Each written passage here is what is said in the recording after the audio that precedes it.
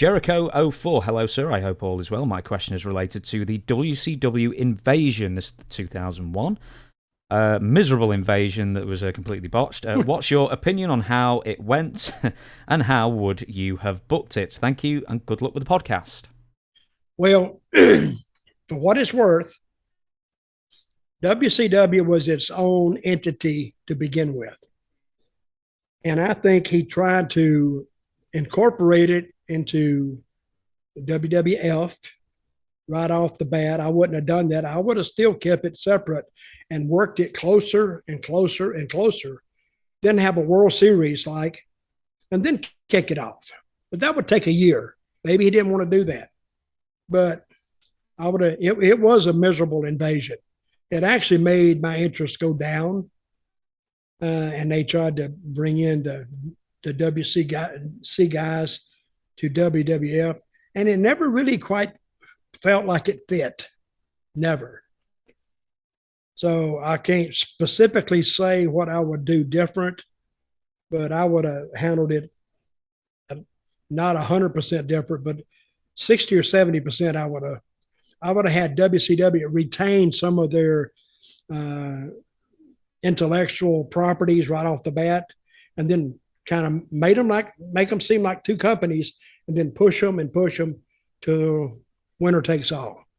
The old story goes that there was a month or so of in people jumping in. Let's say Lance Storm, I think it was maybe the first one, or Perry Saturn was the first one, I can't remember, or Mike Awesome, jumps in, attacks a wrestler, runs away.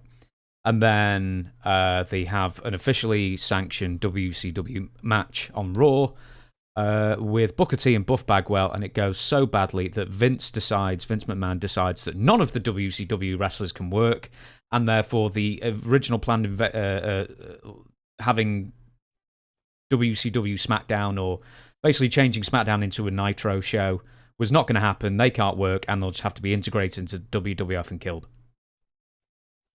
That's what happened, right? Pretty much. Yeah, well, that's the way he is.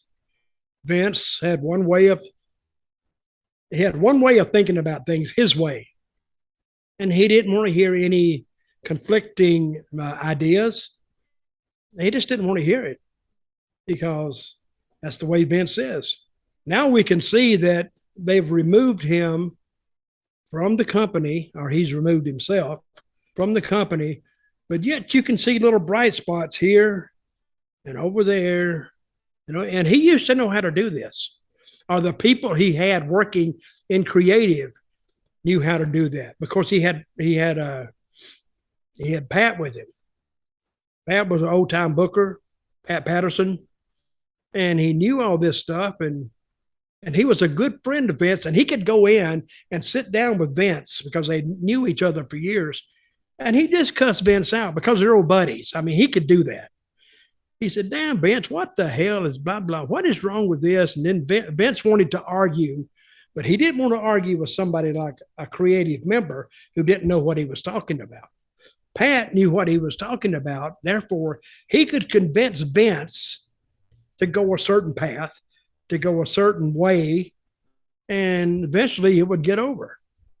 Now, I can't count on my hands and feet and my head all the failed ideas that Vince has had, but the ones, you don't remember those, but you do remember his big booming ideas. Yeah, like Undertaker. You remember that. The Ultimate Warrior. You remember that. Hulk Hogan. You remember that. You remember Mankind, The Rock. You remember all those things. Now, I don't know if those were his ideas or he listened to the talent on those ideas. I think it's a little bit of 6 of one and a half dozen of the other. I think The Rock had to reinvent himself after he got there, when they put him with that Ron Simmons faction. That wasn't him at all. And when they put Steve Austin there as the ringmaster, that didn't work. And I think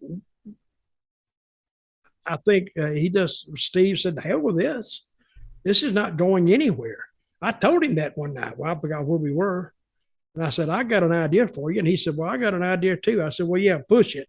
Anything is better than this." And he went and pushed it.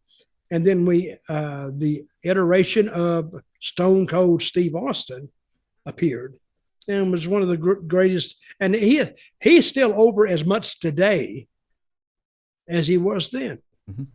The Rock, of course, The Rock, he's a big actor. People are going to pop to him anyway. Rock is over just as much now as he was back then. And Undertaker will probably be as over now or in 5 years as he was back then. I don't know Hulk Hogan if he would still be over so much because, you know, he went through that cancel period. That may have hurt him, but